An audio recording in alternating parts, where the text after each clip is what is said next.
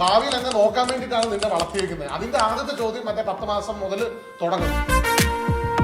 ഈ ആൾക്കാർ കല്യാണം കഴിഞ്ഞിട്ട് പേരൻസിന്റെ അടുത്ത് നിന്ന് മാറി താമസിക്കണം. കല്യാണം കഴിഞ്ഞിട്ട് ഭാര്യയുടെ ചെലവ് കൂടി അച്ഛൻ നോക്കുമെന്ന് വിചാരിച്ചു. ഇൻസ്റ്റഗ്രാം ഓപ്പൺ ചെയ്ത് കഴിഞ്ഞാൽ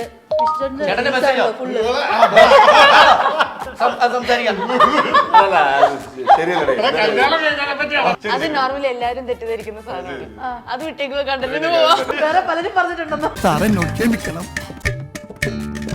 ജോലി ഇല്ലാതെ സിനിമ മോഹമായിട്ട് നടക്കുന്ന സമയത്ത് ഫുൾ എന്റെ കാര്യങ്ങളും അല്ലെങ്കിൽ ബാക്കിയുള്ള കാര്യങ്ങളൊക്കെ നോക്കിയിരുന്ന് എന്റെ ചേട്ടനൊക്കെ തന്നെയാണ്. എനിക്ക് ഒരു പ്രശ്നവുമില്ല. ആ പ്രശ്നമൊക്കെ ഞാൻ അവർക്കും കൊടുക്കുന്നുണ്ട്. അതാണ് അവരുടെ പ്രശ്നം. രാജമൗലിയുടെ മുഖത്ത് നോക്കുമ്പോൾ ഞാൻ മ്യൂസിയത്തിൽ സിംഹത്തിലെ പുള്ളി ഇങ്ങനെ ഇരിക്കുന്നുണ്ട്, വെള്ള താടിയിൽ പുള്ളി ഇങ്ങനെ ഇരിക്കൊണ്ട് എണ്ണം പല ഒരിടത്ത് ജൂനിയർ എൻടിആർ, ഇവിടെ രാംചരൺ. അപ്പൊ എന്റെ കിളി പോയി. തോളത്ത് കഴിഞ്ഞിട്ട് ഇന്ത്യ കളിച്ച മാത്രം ഉണ്ടാവും. ഫേമസ് ജിന്നുണ്ട്. അല്ല, നമ്മളെ മറ്റേ ജിന്നല്ലല്ലോ, ഗോവയിൽ കുറച്ചുകൂടെ നല്ലതാണ് ജിന്ന്. ഏറ്റവും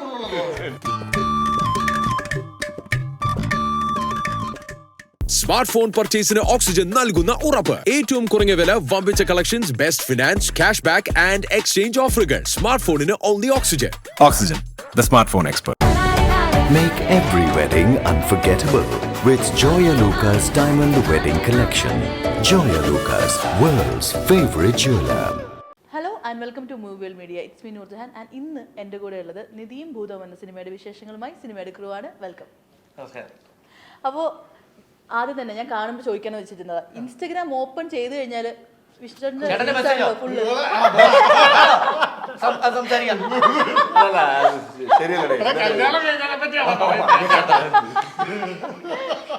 ഇൻസ്റ്റാഗ്രാം തുറന്നു കഴിഞ്ഞാൽ വേറെ പലരും പറഞ്ഞിട്ടുണ്ടെന്നോ. അല്ല, കല്യാണത്തിന്റെ റീല് അല്ലേ, മാറി താമസിക്കണം എന്നൊക്കെയുള്ള. അതെ അതെ, ആ കല്യാണത്തിന്റെ അല്ല. ആക്ച്വലി നമ്മള് കല്യാണം ഞാൻ കഴിഞ്ഞിട്ട് ഈ റീസെന്റ് ഒരു ഇന്റർവ്യൂ കൊടുത്തിരുന്നു. അതിൽ ഈ പറയുന്ന നമ്മുടെ പുതിയ കല്യാണ വിശേഷങ്ങളും അതിനെ ആസ്പദമായി നമ്മുടെ കുറച്ച് കാര്യങ്ങളും ഒക്കെ, എന്തുകൊണ്ടാണ് കല്യാണം മിനിമലായിട്ട്, ചെറിയ കല്യാണമായിരുന്നു, രജിസ്റ്റർ മാരേജ് പരിപാടിയൊക്കെ ആയിരുന്നു. അപ്പൊ അതും അതിന്റെ കൂടെയുള്ള ചർച്ചയിൽ ഞാനിങ്ങനെ പുതിയ ആൾക്കാർ കല്യാണം കഴിഞ്ഞിട്ട് പേരൻസിന്റെ അടുത്ത് നിന്ന് മാറി താമസിക്കണം എന്നൊക്കെയുള്ള ഒരു ചർച്ചയും അങ്ങനെ പറഞ്ഞതാണ്. ഒരു കാഷ്വലി നമ്മള് പുട്ട് ഫോർവേഡ് ചെയ്ത ഒരു പൊളിറ്റിക്സ് എന്താണ് എന്നുള്ള ഒരു രീതിയിൽ പറഞ്ഞതാണ്. അത് ഭയങ്കരമായിട്ട് ആൾക്കാർ ഏറ്റെടുക്കുകയും അതിന്റെ പുറത്ത് ചർച്ച ഉണ്ടാവുകയൊക്കെ ചെയ്തു. എന്നെ റീസെന്റ് ഒരു മറ്റേ മനോരമയുടെ ഒരു ലിറ്ററേച്ചർ ഫെസ്റ്റില് ഇതുപോലെ ഒരു ടോക്കിന് ഇൻവൈറ്റ് ചെയ്തിട്ടുണ്ടായിരുന്നു. അല്ല, അതൊന്നും നമ്മളങ്ങനെ നമ്മുടെ കാലഘട്ടത്തിന്റെ ആവശ്യമുള്ള ഒരു കാര്യമായിരുന്നു. അതെ, അതിൽ അതിന്റെ താഴെയുള്ള ചർച്ചകളും ഒക്കെ ഭയങ്കര പോസിറ്റീവ് ആയിട്ടുള്ള കാര്യമാണ്. കാരണം ഒരു 80% ഓഫ് ആൾക്കാർ അതിനെ സപ്പോർട്ട് ചെയ്തുകൊണ്ട് ഈ ഹാർപിക്കിന്റെ പരസ്യത്തിലെ 2 കീടാണുക്കൾ പോലെ അവിടെയും കാണുമല്ലോ 2 നെഗറ്റീവ് കമന്റ്സ്. ആ നെഗറ്റീവ് കമന്റ്സ് ആരാന്നറിയോ? കല്യാണം കഴിഞ്ഞിട്ട് ഭാര്യയുടെ ചെലവ് കൂടി അച്ഛൻ നോക്കുമെന്ന് വിചാരിച്ചു അവരാണ് ആ നെഗറ്റീവ്സ്. അല്ല, അങ്ങനെ പയ്യന്മാരുണ്ട്, കല്യാണം കഴിച്ചിട്ട് അവനെ നോക്കണം, അവന്റെ ഭാര്യയെ നോക്കണം, ഇനി അവനൊരു കുഞ്ഞുണ്ടായ അതിനെ ഈ അച്ഛൻ നോക്കണം. അങ്ങനെ ആൾക്കാരുണ്ട്. അതാണ് ഈ നെഗറ്റീവ്സ്. നമ്മളിപ്പോ കാണുന്നുണ്ടല്ലോ വെക്കേഷൻ ഒക്കെ കല്യാണം കഴിക്കുന്ന പിള്ളേരൊക്കെ. അല്ല, എന്റെ ഫ്രണ്ട് അവനോട് ഞങ്ങൾ പഠിക്കുന്ന സമയത്ത് അവന്റെ കല്യാണം തീരുമാനിച്ചു. അവനോട് ചോദിച്ചാൽ എന്താ ജോലി, എന്താ? പാപ്പ ഗൾഫിലാണ്. തീർന്നു പരിപാടി. എള്ളോളം തരി എന്ന് പറഞ്ഞ പാട്ട് ഹിറ്റായത് നമ്മളൊക്കെ വെക്കേഷന് ക്രിക്കറ്റ് കളിക്കുന്നു, ഇപ്പോഴത്തെ വെക്കേഷന് പിള്ളേർ കല്യാണം കഴിക്കുന്നു. സിമ്പിൾ പരിപാടി. അല്ല, അതിൻ്റെ അകത്ത് ഏറ്റവും വലിയ രസമുണ്ടായ കാര്യം എന്ന് പറഞ്ഞാൽ, ഇപ്പൊ ഞാൻ കല്യാണം കഴിഞ്ഞിട്ട് നമ്മുടെ പാർട്ണർഷിപ്പ് ബിൽഡ് ചെയ്യാനായിട്ട് നമ്മൾ ഒറ്റയ്ക്ക് താമസിക്കണം, എന്നാലേ നമ്മുടെ റിലേഷൻഷിപ്പ് കുറച്ചുകൂടെ സ്ട്രെങ്ത്. അതാണ് ഞാൻ ഉദ്ദേശിച്ച കാര്യം. അപ്പൊ അതിന്റെ താഴെ വന്ന ഈ ഹാർപ്പിക്കിന്റെ ഉത്തരങ്ങൾ എന്താണെന്ന് പറഞ്ഞാൽ, കല്യാണം കഴിച്ചു കഴിഞ്ഞാൽ നമ്മൾ പേരൻസിനെ ഉപേക്ഷിക്കണം എന്നാണ് അവർ വിചാരിച്ചിരിക്കുന്നത്. അവര് കമന്റ്സ് ഉണ്ട്, നിന്റെ മക്കള് നാളെ അടിച്ചിറക്കി പഠിക്കുന്നത്. അതെ, അത് ഭയങ്കര അങ്ങനെ ഒരു റീഡിങ് ഉണ്ടായത് ഭയങ്കര. അച്ഛനും അമ്മയ്ക്കും പ്രായമാകുമ്പോ നീ നോക്കൂടാന്ന്. കാരണം നമ്മളെങ്ങും അങ്ങനെ ഉദ്ദേശിച്ചിട്ടില്ല, അങ്ങനെ നമ്മൾ ഉദ്ദേശിക്കില്ല. പക്ഷെ ആൾക്കാർ അങ്ങനെ റീഡ് ചെയ്യുന്നത് എനിക്ക് തോന്നുന്നു അത് പറയേണ്ട സമയത്ത് തന്നെ ആയിരുന്നു അത് പറഞ്ഞത് എന്നുള്ളത്. അല്ലാതെ ഉദ്ദേശം പറ്റതാ. അതായത് ഇനിയും കല്യാണം കഴിച്ചിട്ട് ഭാര്യയുടെ ചില അച്ഛനെ കൊണ്ട് നോക്കി പറയാം, വയസ്സാകാലത്ത് നിങ്ങളോടുള്ള സ്നേഹം കൊണ്ടാ ഈ വീട്ടിൽ നിൽക്കുന്നത്, പോവാത്ത എന്താന്നുള്ള റീസൺ അവരുണ്ടാക്കുന്നത്. ഈ കമന്റ് ഇടുന്നവർക്ക് പക്ഷേ ഈ പെൺകുട്ടിയുടെ അച്ഛന്റെ അമ്മയുടെ പെണ്ണുങ്ങൾ ഏറ്റവും കൂടുതൽ അതിന്റെ കമന്റ് ചെയ്തിട്ടുണ്ട്. അനുഭവിക്കുന്നത് പെണ്ണുങ്ങൾക്കും ഉണ്ടല്ലോ. അപ്പൊ അവരുടെ പേരൻസിനെ ആര് നോക്കും?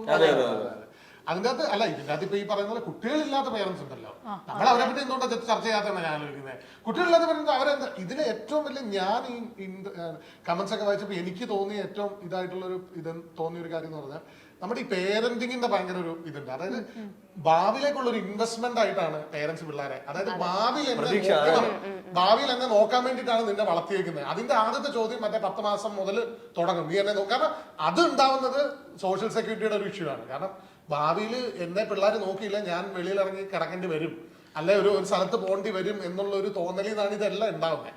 അപ്പൊ നമ്മൾ കുട്ടികളെ ഉണ്ടാക്കുന്നതോ അല്ല, നമ്മുടെ കുട്ടികൾ ഒരിക്കലും നമ്മളെ പ്രായമാകുമ്പോൾ നോക്കേണ്ട ഒരു സെക്യൂരിറ്റി അല്ല എന്നുള്ളൊരു മനസ്സിലാക്കൽ പൊളിച്ചാൽ മാത്രമേ ഇതെല്ലാം ഉണ്ടാവുള്ളൂ.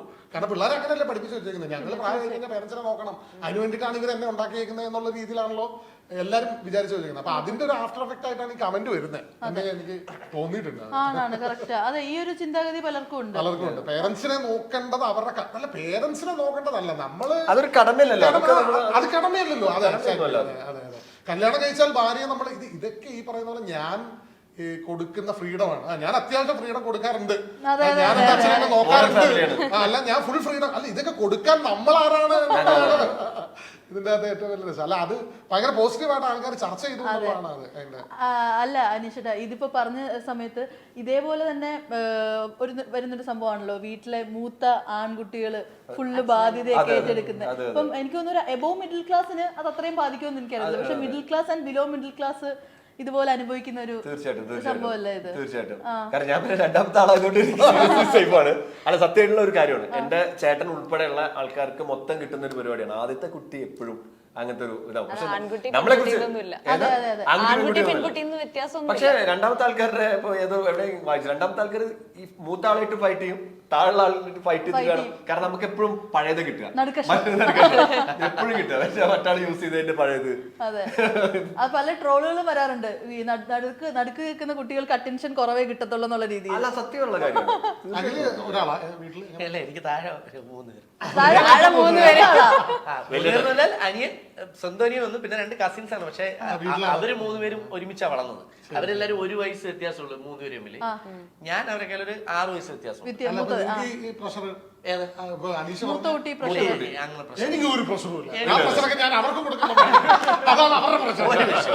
അങ്ങനെ ശരിക്കും പറഞ്ഞാൽ വ്യക്തിപരമാണ്, അല്ലെങ്കിൽ ഒരു ഫാമിലി, ആ ഫാമിലിയുടെ മാത്രം കാര്യമാണ്. അല്ല, അത് നമ്മള് എനിക്ക് തോന്നുന്നു പണ്ട് മുതലേ നമ്മുടെ ജനനം മുതല് ഒരു 90s 80s പോലെ നമ്മുടെ പേരൻസ് ഒക്കെ വെച്ച് പുലർത്തി വരുന്നു. എനിക്ക് പക്ഷേ നല്ല സപ്പോർട്ടായിരുന്നു എന്റെ ചേട്ടൻ. എന്റെ ചേട്ടൻ കാരണം ഞാൻ ജോലി ഇല്ലാതെ സിനിമ മോഹമായിട്ട് നടക്കുന്ന സമയത്ത് ഫുൾ എന്റെ കാര്യങ്ങളും അല്ലെങ്കിൽ ബാക്കിയുള്ള കാര്യങ്ങളൊക്കെ നോക്കിയിരുന്ന് എന്റെ ചേട്ടനൊക്കെ തന്നെയാണ്. അതുകൊണ്ട് ഞാൻ ആ കാര്യത്തിൽ ഭയങ്കര സേഫാണ്. അല്ല, എന്താണ് സ്ത്രീ ശബ്ദം? ഞാൻ പറയാൻ തന്നെ കാരണം ആൺകുട്ടി പെൺകുട്ടി എന്നുള്ള വ്യത്യാസം ആ കാര്യത്തിൽ ഇല്ല.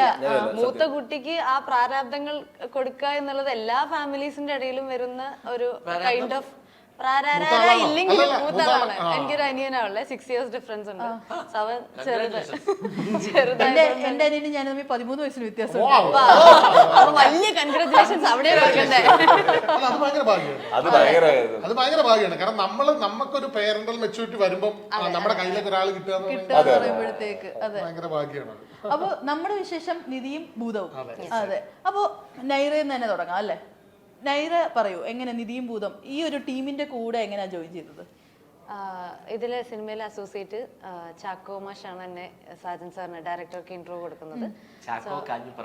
അതെ, ഞാൻ ചാക്കോ മാഷ് എന്ന് വിളിച്ചു.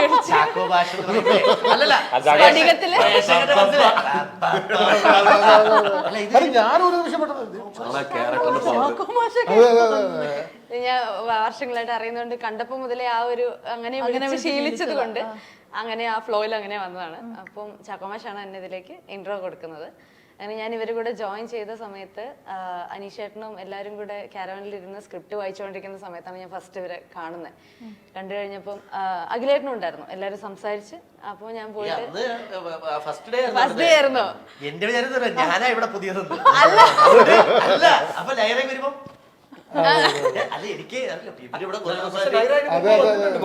ഇല്ലില്ല, ഞാൻ വന്നിട്ടില്ല, അന്നാണ് ഫസ്റ്റ്. അപ്പൊ എന്നെ കണ്ടു ഓർമ്മ പോലും അനീഷേട്ടൻ ഇല്ല എന്നുള്ളതാണ്.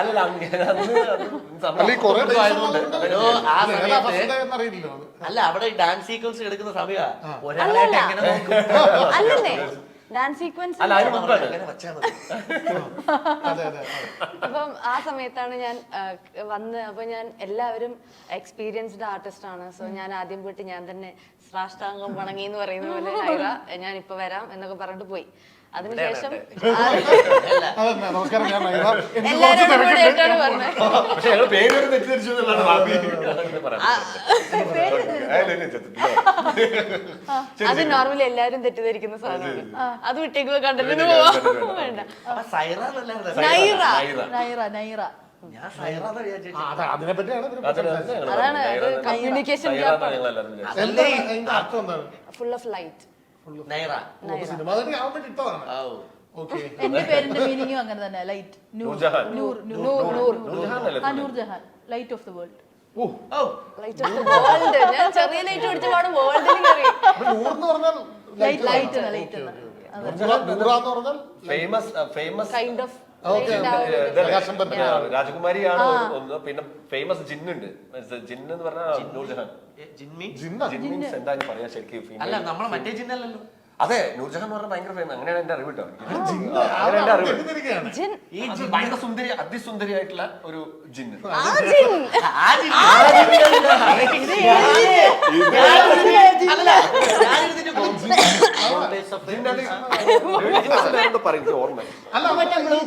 ജിൻ മീൻസ് പ്രേതം അങ്ങനെ എന്തോ അല്ലേ? അങ്ങനെയല്ല, പല രണ്ട് ടൈപ്പ് ഉണ്ട് ജിന്ന്. പിന്നെ നമ്മൾ ഈ ഭൂതം എന്ന് പറയുന്നത് പോലെ അല്ല അങ്ങനെയാണോ? അല്ലല്ല, മലക്ക് മീൻസ് രണ്ട് ടൈപ്പ് ഉണ്ട്. ഗുഡും ഏഞ്ചൽ. സ്പിരിച്വൽ ഗുഡും ബാഡ് രണ്ട് രീതിയിലുണ്ട്. ഭൂതമില്ലേ അങ്ങനെ?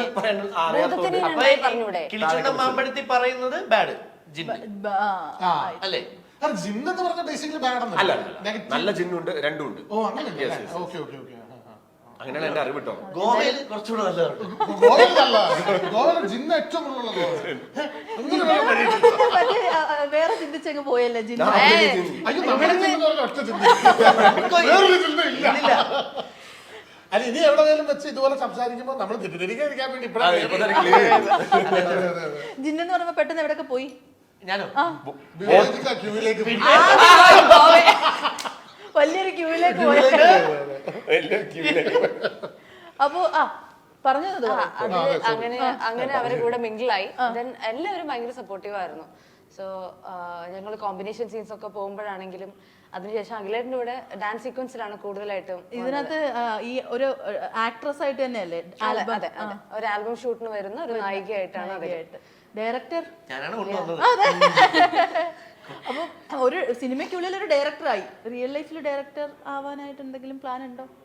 ആഗ്രഹമുണ്ട്, പക്ഷെ അത് പണി പഠിച്ചതിന് ശേഷം. എനിക്ക് തോന്നുന്ന ഒരു വിധം ആക്ടേഴ്സിന്റെ ഉള്ളിൽ ഒരു ഡയറക്ടർ താല്പര്യമെങ്കിലും ഉണ്ടാവും അറ്റ്ലീസ്റ്റ്. എനിക്ക് തോന്നുന്നു അല്ലേ?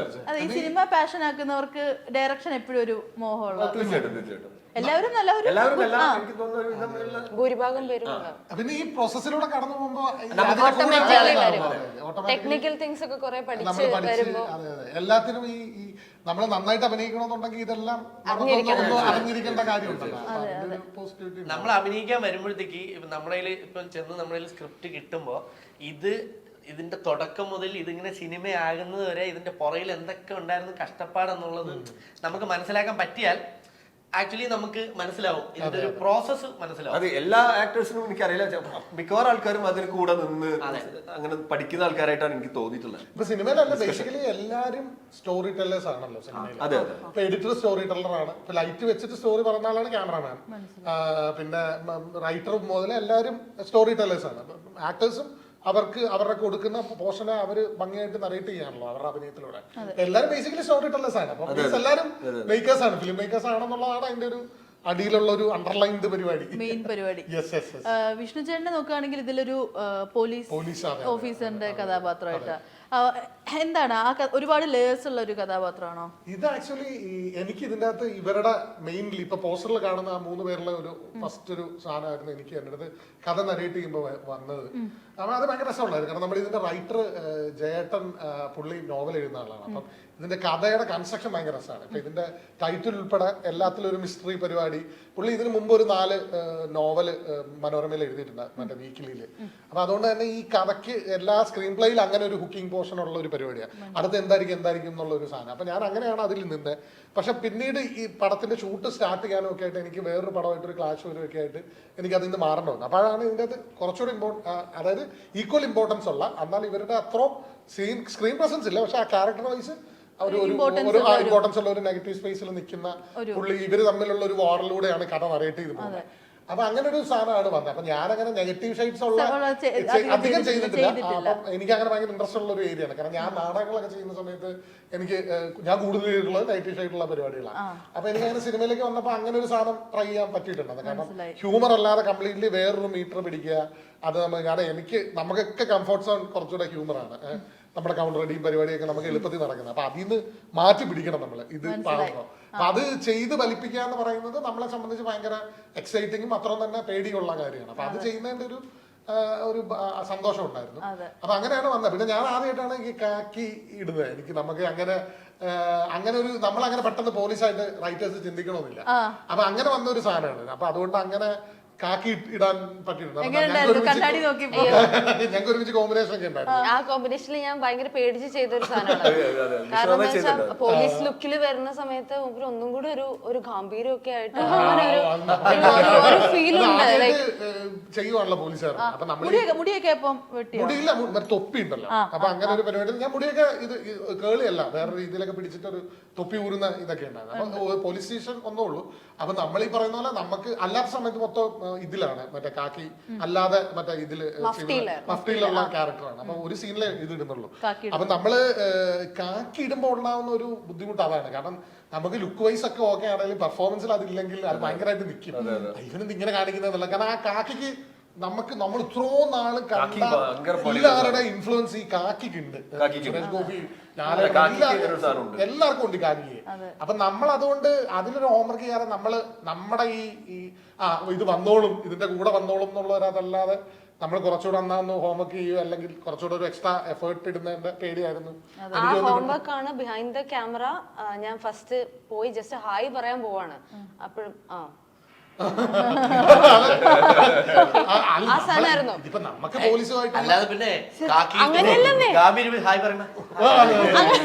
അതുമല്ല, ജസ്റ്റ് ഓക്കെ, ജസ്റ്റ് ആ ഒരു സ്മൈലി ഫേസ് നമുക്ക് ഫസ്റ്റ് ടൈം മീറ്റ് ചെയ്യണം ഒരു ആർട്ടിസ്റ്റ്. നമുക്ക് ബേസിക്കലി പോലീസുമായിട്ടുള്ള എൻകൗണ്ടർ എന്താണ് അങ്ങനെയാണല്ലോ നമ്മള് ലിറ്ററലി കണ്ടിട്ടുള്ള പോലീസുകാരെ നമ്മൾ അങ്ങനെയാണല്ലോ. ആ സാധനം ക്രിയേറ്റ് ചെയ്യുക, നമുക്ക് കണ്ട സാധനങ്ങളെ ചെയ്യാൻ പറ്റുള്ളൂ. അപ്പൊ അതുകൊണ്ട് ചിലപ്പോ പോലീസുകാർ ഇങ്ങനെ ആയിരിക്കില്ല. പ്രത്യേകിച്ച് സ്ത്രീകൾ വരുമ്പോ അവര് കുറച്ചുകൂടെ ഇതിലായിരിക്കും പെരുമാറുന്നത്. അയ്യോ, ഞാൻ സീനിലുള്ള കാര്യമല്ല പറഞ്ഞത്, ബിഹൈൻഡ് ദ ക്യാമറ. ഞാൻ ജസ്റ്റ് ഹായ് പറയാൻ പോയി. അതായത് നമ്മുടെ ചാക്കോമാഷ് എന്നെ കൊണ്ട് പരിചയപ്പെടുത്താൻ പോവാണ്. അപ്പൊ ചേട്ടൻ ഓക്കെ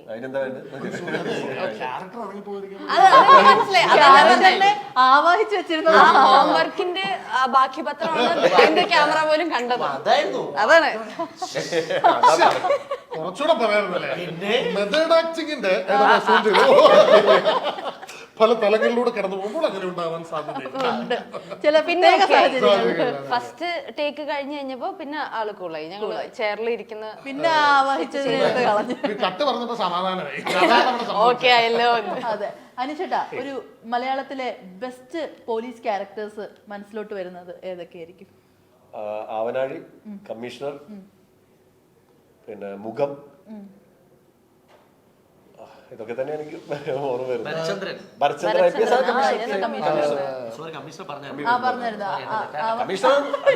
ഏറ്റവും ടോപ്പ് നിൽക്കുന്നത് കമ്മീഷണർ.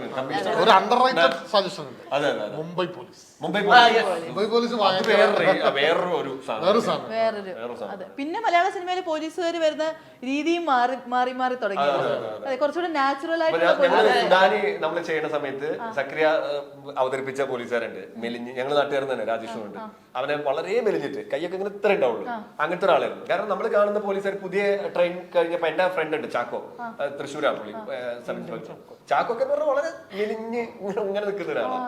അങ്ങനത്തെ ആൾക്കാരാണ് ഇപ്പൊ ഉള്ളത്. ഈ പറഞ്ഞ പോലെ സ്മൈൽ ഫേസും നല്ല രീതിയിൽ ബിഹേവ് ചെയ്യുന്ന ആൾക്കാർ. എന്തായിരുന്നു പറയുന്നത്? അല്ല, ഞാൻ ഈ പോലീസ് സ്റ്റേഷനിൽ ഇത് മാറിയ ആക്ഷൻ ഹീറോ ബിജുവിന്റെ കാര്യം പറയാം. അതെ, അതിനകത്ത് ജോജുചേട്ടന്റെ ഒക്കെ ആ ഒരു പോലീസ് അത്, അതുപോലെ നിവിൻ ചേട്ടന്റെ അതൊക്കെ ഇപ്പൊ ഉണ്ട് അങ്ങനത്തെ.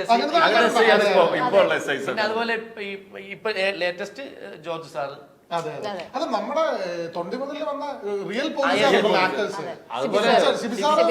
പോലീസ് ആണല്ലോ സിബിസാർ. പിന്നെ പോലീസ് സ്റ്റോറിയിൽ ഏറ്റവും ബെസ്റ്റ് മൂവിയാണ് നമ്മുടെ മാർട്ടിൻ ചേട്ടന്റെ പടം, മറ്റേ നമ്മുടെ ഇത് സൂപ്പർ മൂവിയാണ് ഇരട്ടാണ്. ലോട്ട് ഓഫ് മൂവീസ് ഉണ്ട്.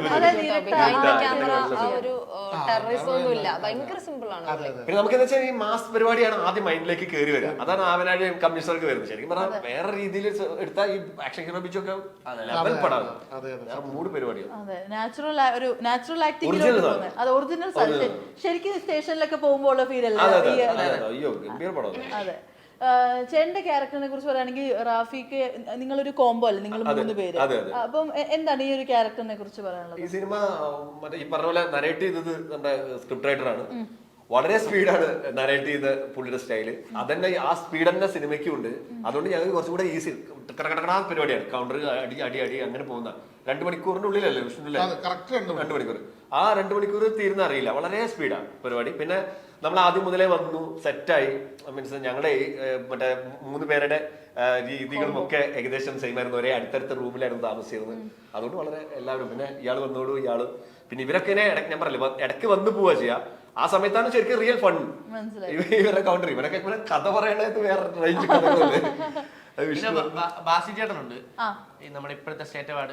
ബാസി ചേട്ടൻ ഇതിലൊരു ഒരുപാട് കഥകൾ പറയാനുണ്ട്. നല്ല രസമുള്ള ഒരു മൂഡായിരുന്നു. നിങ്ങളുടെ അടുത്ത് ശരിക്കും പറഞ്ഞാൽ ഇന്റർവ്യൂവിന് ഇരിക്കുമ്പോ തന്നെ അതായത് ഒന്നിങ്ങനെ കണക്ട് ചെയ്ത് പുതിയ സ്റ്റോറി ഇങ്ങനെ പുതിയത് വന്നുകൊണ്ടിരിക്കുക. അത് ആ സംസാരത്തിനൊരു ബ്രേക്ക് ഇല്ല. അത് അമ്മാതിരി വൈബുള്ള ആൾക്കാരോട് ഇരിക്കുമ്പോ ഇപ്പം ഇവിടെ അല്ലാതെ വേറെ സ്ഥലത്ത് ഇപ്പൊ ഞാനോ വിഷയം വന്നിരിക്കുകയാണെങ്കിൽ ചിലപ്പോ ചോദിക്കുന്നതിന് മറുപടി പറയാ, മിണ്ടാതിരിക്കുക, ആ പരിപാടി ഇരിക്കും. ഈ കോംബോ വിട്ടിട്ട് ഞാനും അഖിലേട്ടനും കൂടെ മാത്രമാണെങ്കിൽ ഇത്രയും വരില്ല, ആ ഒരു ഇത് വരില്ല അത്രയും. അതെ. അഖിലേട്ടൻ അങ്ങനെ ഒരു എങ്ങനെ ഫ്രണ്ട്ഷിപ്പിലൊക്കെ ആണെങ്കിലും ഒരു കംഫർട്ട് സോൺ ഉള്ള കൂട്ടത്തിലാണോ? ആ ഉണ്ട്. നമ്മള് ചില സ്ഥലത്ത് പോയി കഴിഞ്ഞാൽ ചിലപ്പോൾ ഞാൻ എനിക്ക് ഒരുപാട് സംസാരിക്കാൻ ഇഷ്ടമുള്ള ആളാണ്. ചില സ്ഥലത്ത് ചിലപ്പോൾ എനിക്ക് സംസാരിക്കാൻ പറ്റില്ല, അല്ലെങ്കിൽ എന്റെ ഇതിനുള്ള ആളായിരിക്കില്ല. അതിപ്പം നമ്മൾ ഷൂട്ടിന് പോകുമ്പോഴാണെങ്കിലും അല്ലാതെ പോകുമ്പോഴാണെങ്കിലും എനിക്ക് ചിലപ്പോൾ ഒരുപാട് സംസാരിക്കാൻ തോന്നാത്തായിരിക്കും. കാര്യം ഞാൻ അവിടെ ജസ്റ്റ് മിണ്ടായിരിക്കും. ചില സ്ഥലത്ത് പോയി ഞാൻ ഒരുപാട് സംസാരിക്കും. അപ്പൊ എനിക്ക് അങ്ങനെ എനിക്ക് കുറെ സർക്കിളുകളുണ്ട്. എല്ലാ സർക്കിളിലും ഞാൻ ഒരുപോലെ അല്ല. ആ ഒരു സർക്കിൾ അനുസരിച്ച് ഇവിടെ അങ്ങനെയാണോ? നമ്മുടെ അടുത്ത് വളരെ ഫ്രീ ആയിരുന്നു. എല്ലാം വളരെ ഫ്രീ ആയിരുന്നു. മാത്രമല്ല അതുകൊണ്ടാ ഞാൻ പറഞ്ഞത് അഖിലിന്റെ കഥകളും അഖിലിന്റെ പരിപാടിയും. അഖിൽ നല്ല സ്റ്റോറി ടെല്ലറാണ്. അത് ശരിക്കും വിഷ്വൽ നമുക്ക് കാണാൻ പറ്റും, വിഷ്വലൈസ് ചെയ്യാൻ പറ്റും പറയുന്നത്. അത് അതുകൊണ്ട് നമുക്ക് നല്ല രസമായിരുന്നു. എല്ലാ പരിപാടിയും നല്ല വർക്കായിരുന്നു. പിന്നെ സിങ്ക് ആവാന്നുള്ളൊരു സാധനം ഉണ്ടല്ലോ, സിങ്കായി കിട്ടിയാ പിന്നെ അടിപൊളിയാണ്. എനിക്ക് അതാണ് കുറച്ച് ബുദ്ധിമുട്ട്. മീൻസ് ഫസ്റ്റ് സിങ്ക് ആവാൻ. മറ്റേ ഇവരൊക്കെ അടിപൊളിയായിട്ട് ഇങ്ങനെ സെറ്റ് ആയിട്ട് വരും. ഈ സ്റ്റേജ് ഷോസ് ഒക്കെ ചെയ്യുന്ന സമയത്തെ ഇതേപോലെ ഈ എന്തെങ്കിലും ഇങ്ങനെ പാളിപ്പോയുന്ന സമയത്ത് ഒറ്റ സെക്കൻഡിനുള്ളിൽ നിങ്ങൾ തന്നെ ഈ കോ ആർട്ടിസ്റ്റുകൾ തന്നെ ഒരു അണ്ടർസ്റ്റാൻഡിങ്ങിൽ മാറ്റിയിട്ടുണ്ടോ ഇതേപോലെ സീൻസ് ഒക്കെ? അത് എനിക്ക് മനസ്സിലായി. അത് സ്റ്റേജ് ട്രിപ്പിൾ പ്രൊമോഷൻ അത് ഞങ്ങള് RRRന്റെ പ്രൊമോഷൻ. അപ്പോ ഏഷ്യാനെറ്റില് ഉണ്ട്, ഇതുണ്ട്, ടെലികാസ്റ്റ് ഉണ്ട്. 2 മണിക്കൂർ ടൈം കൊടുത്തിട്ടുണ്ട്. ഇന്റർവ്യൂ സെക്ഷനാണ് കൊടുത്തേക്ക്. അപ്പൊ അതില് ഇവരെ കൊണ്ട് ഡാൻസ് കളിപ്പിക്കാന്ന് പറഞ്ഞൊരു ടാസ്ക് ഉണ്ട്. അതായത് നമ്മൾ പ്ലാൻ ചെയ്ത് വെച്ചേക്കുന്നത് ഞാനും മറ്റേ RRRലെ ഡ്രസ് ഇട്ട് നിൽക്കുന്നു. ഞങ്ങൾ രണ്ടുപേരും, ഞാനും അനീഷ് റഹ്മാനും ഡാൻസറും. അപ്പം ഞങ്ങൾ വരിക, ഒരു കണ്ടന്റ് ഉണ്ട്, പുള്ളിയുടെ തല ഇങ്ങനെ തിരിഞ്ഞു പോയി ഡാൻസ് കളിച്ചിട്ടുണ്ടെങ്കിൽ ഇവരോട് സംസാരിച്ച് അവസാനം ഇവരെ കൊണ്ട് ഡാൻസ് കളിപ്പിക്കുക എന്നുള്ളതാണ് എന്റെ ടാസ്ക്. അപ്പൊ ഓൾറെഡി ഇവർ ഡാൻസ് കളിക്കില്ല. എന്റെ ടാസ്ക് അതാ, ഇവരെ ഡാൻസ് കളിക്കണം. ജൂനിയർ രാംചരൺ കൂടെ രാജമൗലി ഉണ്ട്. അപ്പൊ ഇവര് ഡാൻസ് കളിക്കില്ല.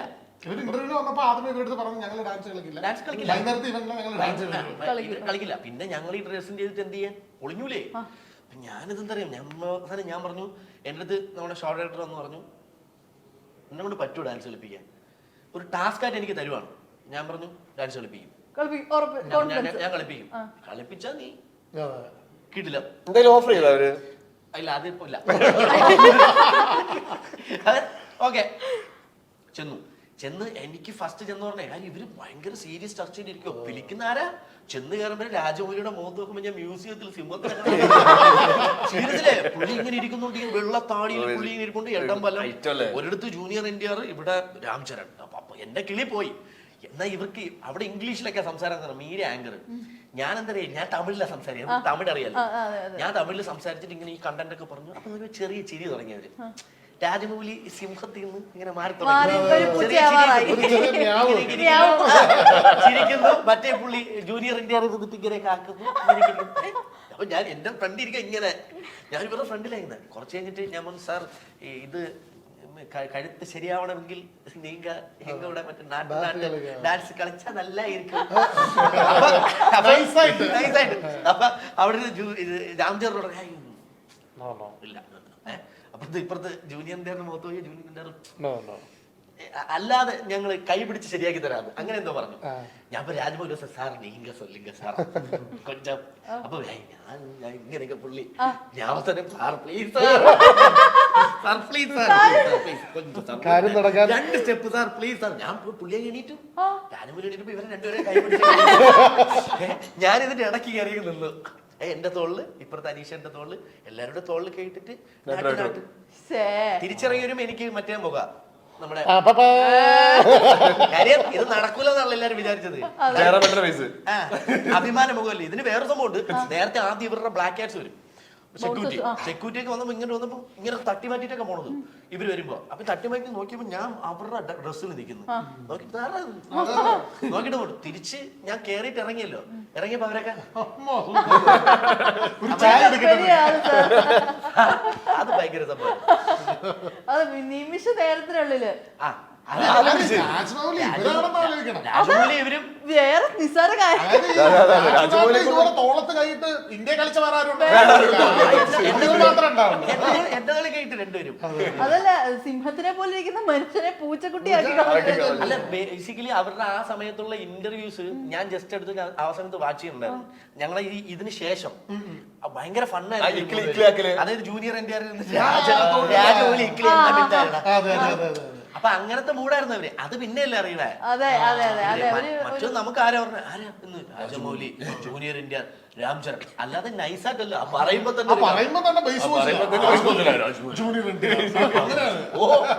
മനുഷ്യനെ പേടിപ്പിക്കാനേ എന്തായാലും ഡീൽ ചെയ്തല്ലോ. അത് തന്നെ ഭയങ്കര.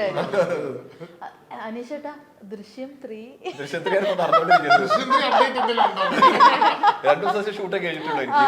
ഇനി 10ാം തീയതിക്ക് ശേഷം ബാക്കി ഷൂട്ട് പറഞ്ഞു. ലാലേട്ടന്റെ കൂടെ കോമ്പിനേഷനൊക്കെ വേണ്ടി വെയിറ്റിംഗ് ആണ്. കുറച്ചായി ലാലേട്ടന്റെ കൂടെ. മറ്റേ വണ്ണ് നോക്കി ഇങ്ങനെ ഈ സ്ക്രീൻ പ്രസൻസ് കൂടി വരുവാണല്ലോ ഓരോ. അല്ല ഈ സെക്കൻഡിൽ ആക്ച്വലി ഉണ്ടായിരുന്നില്ല. പിന്നെ തേർഡില് അത്യാവശ്യം ഉണ്ട്. കാരണം അത്യാവശ്യം ഡേറ്റ്സ് ഒക്കെ പറഞ്ഞു വെച്ചിട്ടുണ്ട്. ഉണ്ടാവുന്ന പ്രതീക്ഷിക്കുന്നു. ഇതാണ് ലുക്ക്. ഇതാണ് വയസ്സാവണ്ടേ അവർക്ക്. അല്ല സോറി കുറച്ചും കൂടെ താടിയുണ്ട്. ഇന്നലെ കുറച്ച് ഇത് വർഷങ്ങളും അല്ലല്ല മറ്റേ എന്താണ് കർപ്പിച്ചിട്ടുണ്ട്.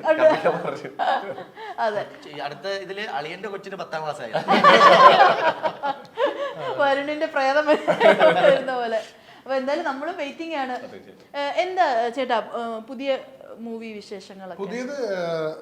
പുതിയത് അങ്ങ് പ്രോപ്പർലി പറയാറായിട്ടില്ല. എന്നാലും ചെറിയൊരു അപ്ഡേറ്റ് തരാം. തമിഴ് പടം ഒരെണ്ണം ഭയങ്കര എക്സൈറ്റ്മെന്റ് വിജയ് സേതുപതിയുടെ കൂടെ ഒരു പടത്തിന്റെ ഡീറ്റെയിൽസ് പറയാറായില്ല. ഷൂട്ട് നടക്കുന്നുള്ളൂ. ജനുവരി ഒക്കെ ആവാൻ കഴിയാനായില്ല. അപ്പൊ അതൊക്കെ ജോയിൻ ചെയ്തു.